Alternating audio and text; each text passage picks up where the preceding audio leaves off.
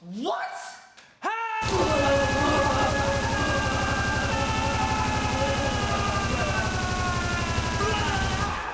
Man, we talked about that! That was not cool! What up, guys? Welcome back to another epic tutorial. In today's effect, we're going to be covering bullet casings. We're not going to be doing the blood hit stuff you just saw. Blood hits.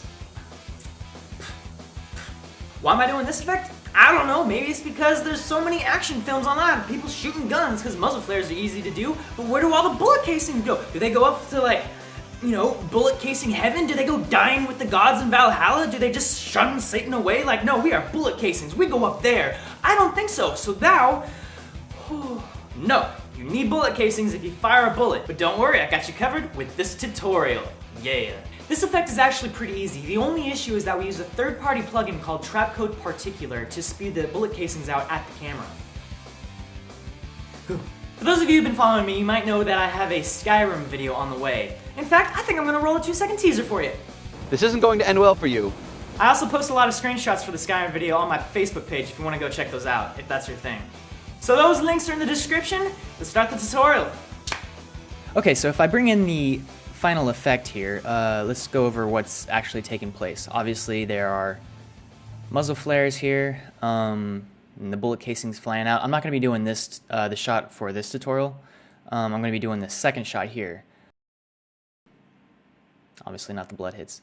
So basically this right here. What you'll notice is that the slide on the gun is actually back on it, and that what I did was I actually fired it. It's a one of those gas blowback guns, and I fired it once just to get an image of what it actually looked like firing backwards, and I basically have it firing every other frame. So at 24 frames per second, that's 12 times per second that the gun is actually firing. And obviously this is, you know, totally unrealistic to have a pistol with, you know, a small little magazine firing 800 million trillion quadrillion bullets and muzzle flares that are from a rifle. But that doesn't matter. It's the principle and the idea behind this effect. So let's get to it. If I take the original footage and drop it into a new composition, see right away I have a clean plate here from the very beginning. I'll just go ahead and duplicate that and go to time freeze frame, and we'll just name that plate, and I'll drag that to the bottom. Let's rename this footage, and I think I took like 3 takes of me basically just yelling with the gun. And I think the take I used was this last one right here. So silly.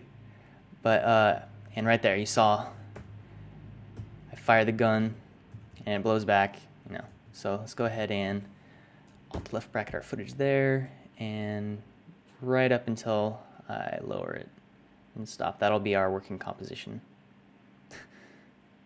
So I'll stop it right there. It's right bracket. And I'll hit N on the keyboard to bring our little slider in, and I can hit B, or I can just drag this in, and I'll right click and trim comp to work area. All right, so this is our working composition. This is what we're going to be working in. And first things first, let's go ahead and track our gun, because we're going to be attaching some stuff to it, essentially.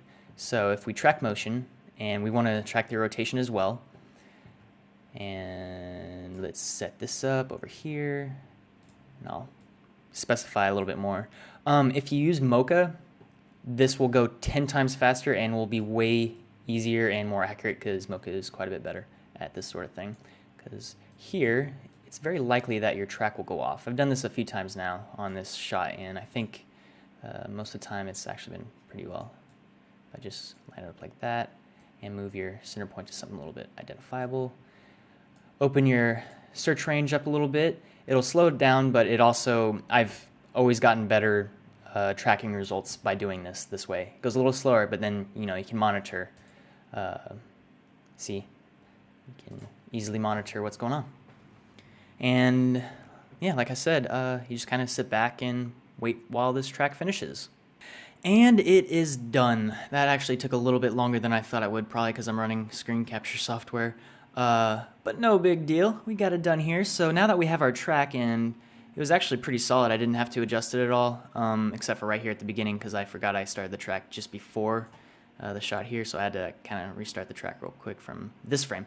But no big deal. It ain't no thing but a chicken wing. All right, let's go ahead and make a new layer. We want to basically make a null object, and from now I'm gonna hit Control Alt Shift Y, and let's go ahead and label this our tracker. And so let's go to Edit Target, and we're going to want to set this to Tracker, and then hit Apply, and yes, X and Y. Fantastic! Look at that.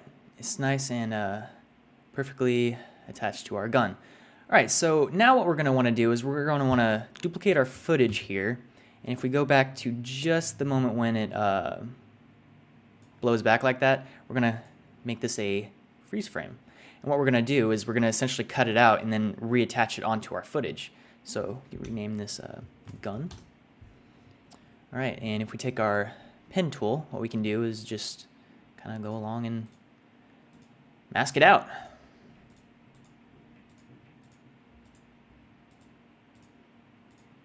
And you can make this as detailed as you want, using Bezier or just regular masks with handles.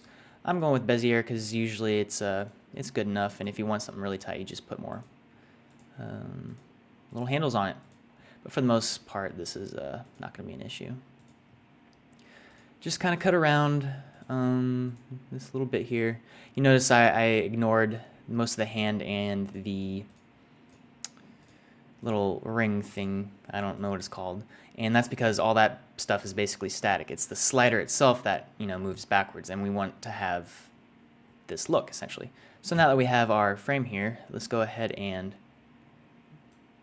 position it where we're going to want to have it, and that would be about right here. If we rotate it up until you get the right angle, right plane of movement. Something about that. So if we hit MM on the keyboard, MMM in my case, we can feather this out to say something like 15, and then actually expand the mask by say 10, just to kind of retrieve some of that motion blur that we lost in the masking process. And without moving your time, now that you've positioned it, link it to your tracker, and it should stick to your scene. Fantastic. So now what we've essentially done is we've made me look very silly as the gun is stuck with an open barrel, and I'm just kind of wibbling it around, Normal thing. Oh, one thing we can do is, oh, don't double click, my bad. If you want to get rid of that red part, one easy way to do this is just take your hue and saturation filter and set it to the reds, and then just desaturate the red on that little object, and that pretty much just takes it right out. You see? With, without, because it's not a real gun, obviously. But anyway, now what we want to do is we want to have this. I'm going to start from this frame, so just go ahead and set our composition to that. We want to have this alternating between being on and off, and an easy way to do that is to go to our first frame here and hold down Alt and hit left bracket and right bracket, and this makes it one frame long. So then what we can do is we can duplicate the footage and drag this 2 frames forward. If we zoom in a little bit here, 1, 2, then we select all of our footage again. Careful not to double click. Duplicate, Control D, drag it down, slide over, 1, 2, select all your footage again, duplicate, drag down, slide over. And essentially, you just kind of go frame by frame, but it goes a lot quicker if you select all your footage and duplicate all of them en masse. It's exponential growth. It's actually kind of cool. If you've ever heard about exponential growth, I forgot to slide this over. Take a guess. If you were to take a piece of paper and then double the amount of paper you have, so now you have two pieces of paper, and then you say double it again, now you have 4 pieces of paper, and you stack those pieces of paper on top of each other. And you basically do that, say, 50 times. You have any idea how thick that would be? Do you think it might be, or how high that stack of paper would reach? Do you think it might possibly be as tall as the Eiffel Tower, or maybe like the Burj Khalifa over in Dubai? Well, if you guessed it would actually be the distance of the sun to Earth, you would be correct, because it is a monstrously huge number. That's 2 to the 50th power, essentially. And if you make it to 2 to 100th, that's so ridiculously large, it actually is measured in light years, 12 billion light years to be precise. 1, 2. Yeah, just massive. All right, so I believe we have reached the end of our composition here. This was our last piece of footage, so if we select the one below it and go down, we can delete these. So it actually probably wasn't really helpful to maximize it. If you hit the tilde key, you can maximize whatever panel you're working on, or rather whatever panel your mouse is hovering over. Cool little thing like that. So now you'll see that we have this gun just kind of like going back and forth like that. That's pretty cool and all, but as it slides back, you can see underneath it, you can see that the gun is still there to a certain extent. And one very cool method to get rid of this, well, first off, let's go ahead and select all of our little gun things and we'll pre-compose that. You can either hit Control-Shift-C or go up to Layer and then down to Pre-Compose. And let's label this our repeating gun. And before you move it, make sure you link it to the tracker. So now it's just kind of, easily set away. If you want to have it say disappear, if I want to cut my whole arm off, for instance, one very cool thing to do, which I will make part of this tutorial, if we hit Control-Y to make a new solid, make comp size, make it white, go ahead and turn it off. This, first things first, let's link it to our tracker.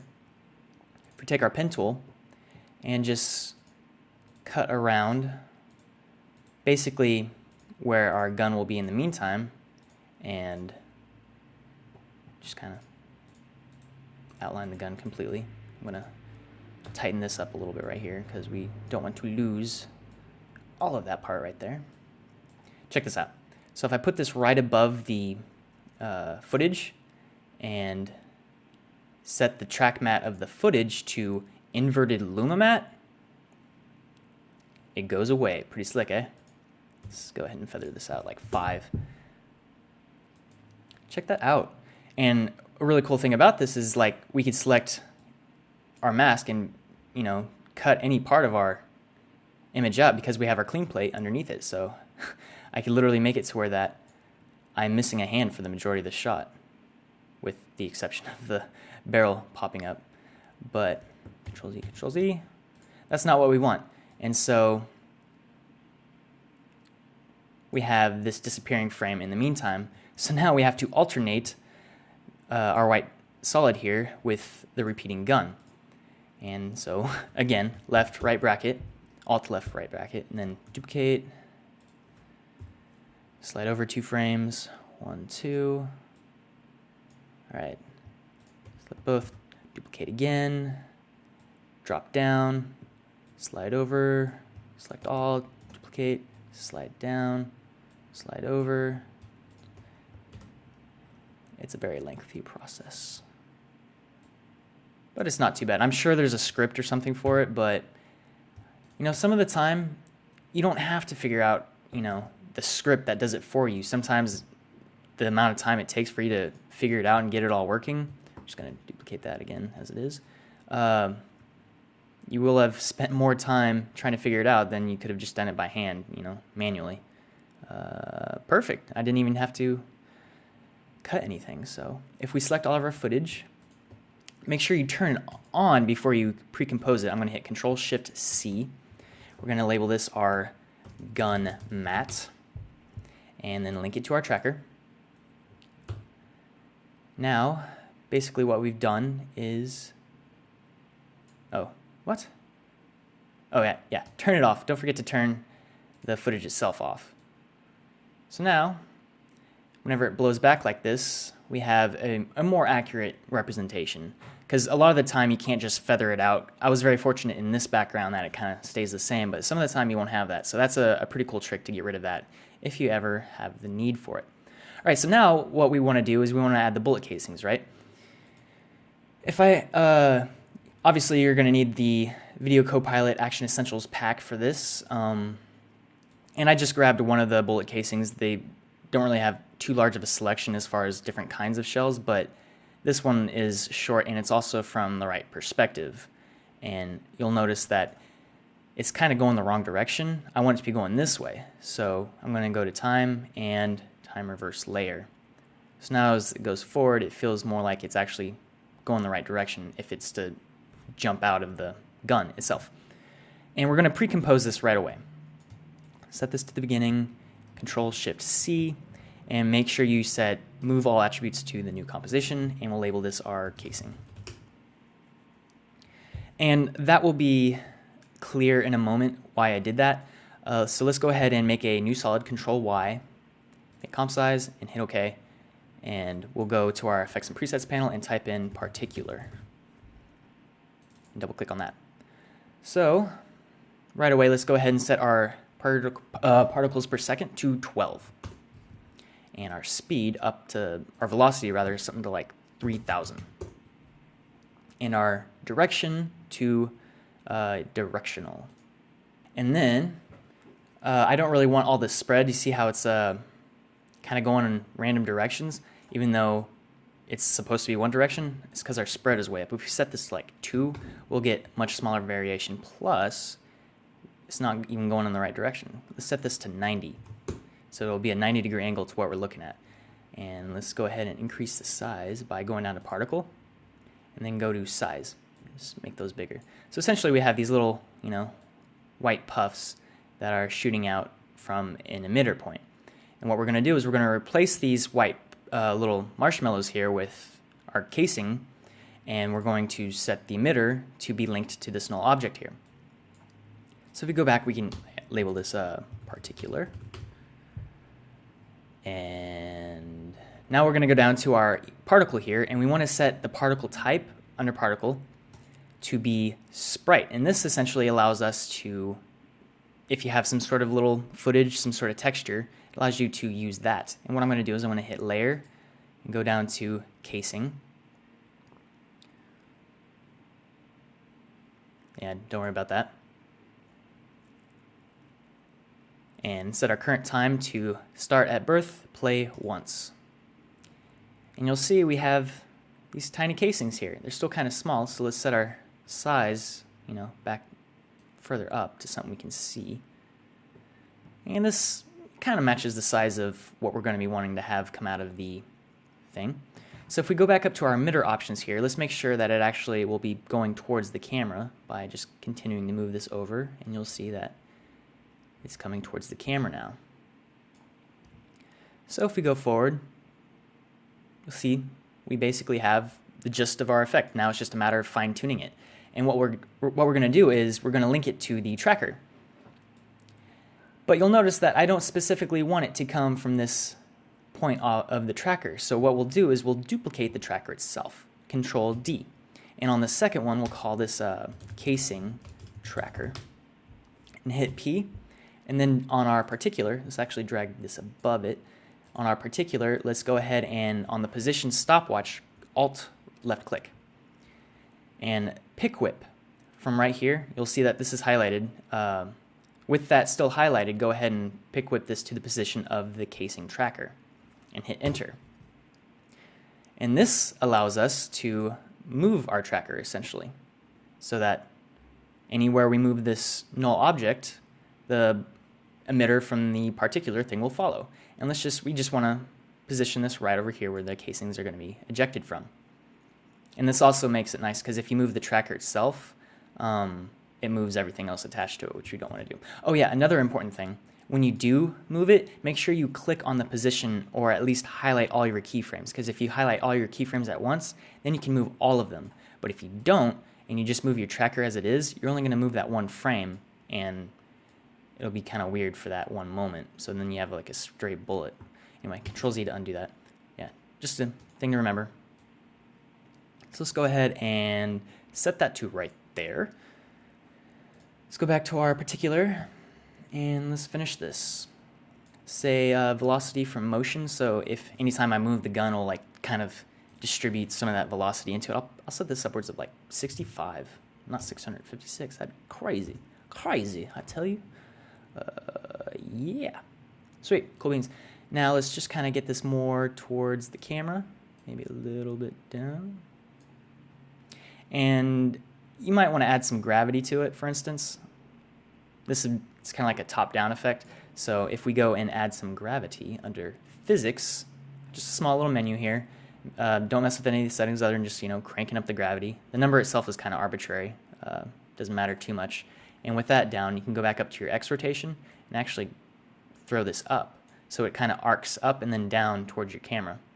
Just a little bit more realistic. Cool. So now that we have that, we basically, another thing is that, say this is the beginning of your frame and you've already been shooting for a fair amount. Where are the other bullet casings as you continue?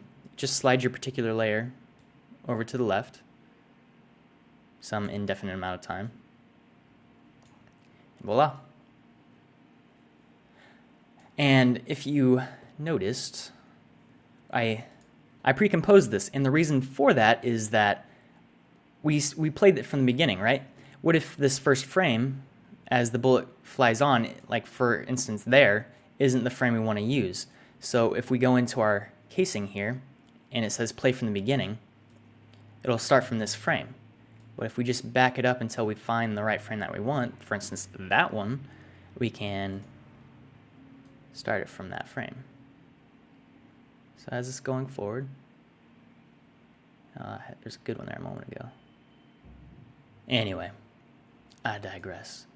So there we go, we got the bullets coming out. If we want to add some motion blur on it, let's go to our particular layer and go down to rendering. It's got a really cool motion blur feature, which allows you to just control it here versus through the comp settings for most things. And this shutter angle, basically the bigger the number, the blurrier things will be. That's way unnecessary for that amount of blur. Let's set this to like 120. And normally there's a rule, it's called the 180-degree rule, but you don't really have to follow that too much. Just set some motion blur, maybe some opacity boost of like 2. Just kind of make it a little bit more there.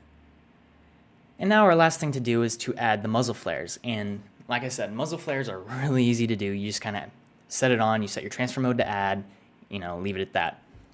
But one interesting thing you can do is actually use Particular to make a muzzle flare instead of having to do that whole repeat layer thing that I was talking about earlier. So if we set our Particular and actually bring out our muzzle flash, for instance, the reason why I would want to do this over, say, just repeating it over and over again with it linked to the tracker is that the smoke moves with the tracker, and usually after you shoot a gun, the smoke doesn't actually move where you move the gun. It stays in place, right? So if you use it as a particle system, then it will actually do exactly that. So if we go to our white solid here with our particular effect, and we'll call this our muzzle emitter, and I know I misspelled that. Go to our emitter and particles per second. Let's set this back to 12. Make it a point and make everything velocity related to 0. This is going to be standing in place. We don't want it to be affected by any of that. And then, of course, go back to our particle. We're going to basically do the exact same thing we did before, set our particle type to sphere, or rather sprite. Set it to sprite, it's already on sphere. And set our texture to the muzzle flash. And yeah, don't ignore that. That's just a countermeasure. And start at birth, play once. That's all you have to do. So now, it's obviously way too small. We don't really see anything.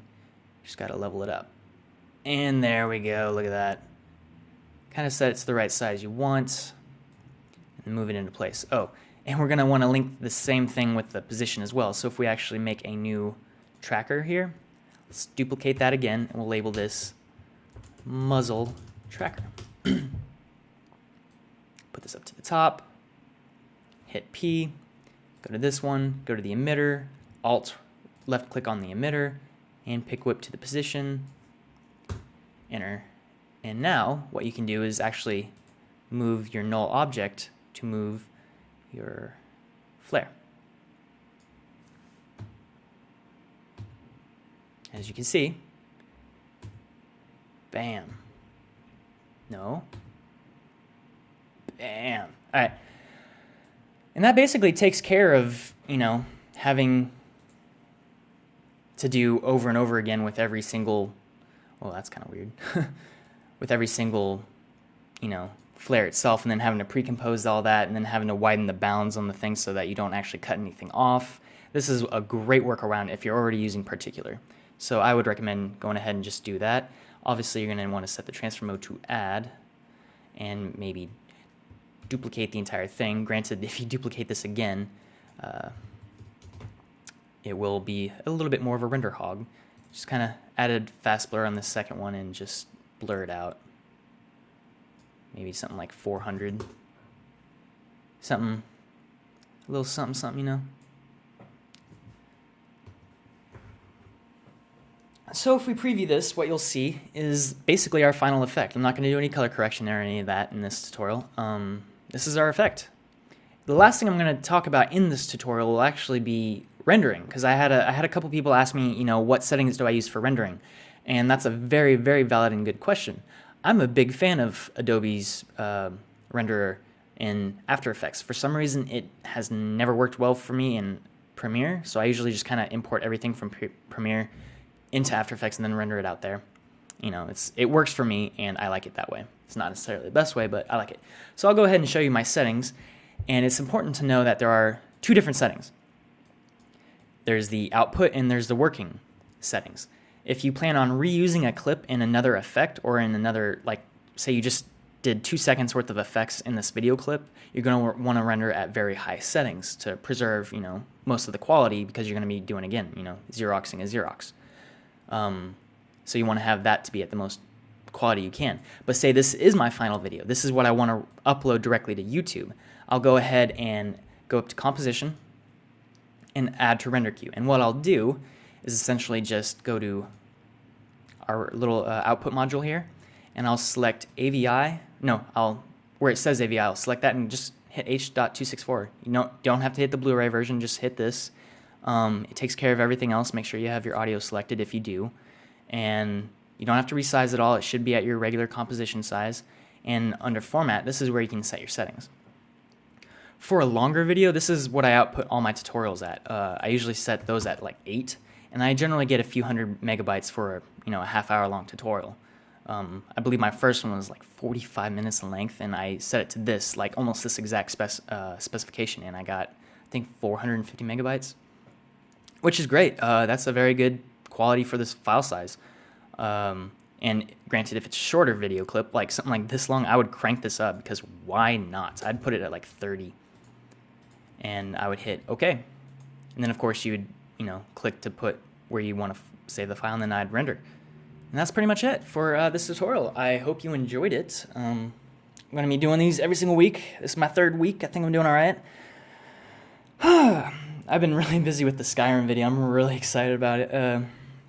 Of course, you never really know how well it'll do, how well it'll be received before you actually upload it. But out of all the videos I've ever made so far, I think it's got the most viral potential, which is kind of cool. So hopefully, once I upload it, after a few days, it'll get some views. That'd be sweet. It was really fun to make, even though we only really realized that we were going to make it about 3 hours before we did. But I digress. This video is getting longer, and it's getting longer, and I'm getting closer to the microphone. Can you hear me now? I don't know why. Wow, I don't know why I'm doing. Why is this video dragging on? This is the effect of caffeine. I blame it on caffeine. Alrighty, I take off. I hope you enjoyed, and I will see you next week. Leave a comment saying what effect you want to see next week, and I might listen to you, because I don't really have a plan for next week, because the Falcon Punch videos are kind of hard to make in one tutorial. So yeah, let me know. Alright, later.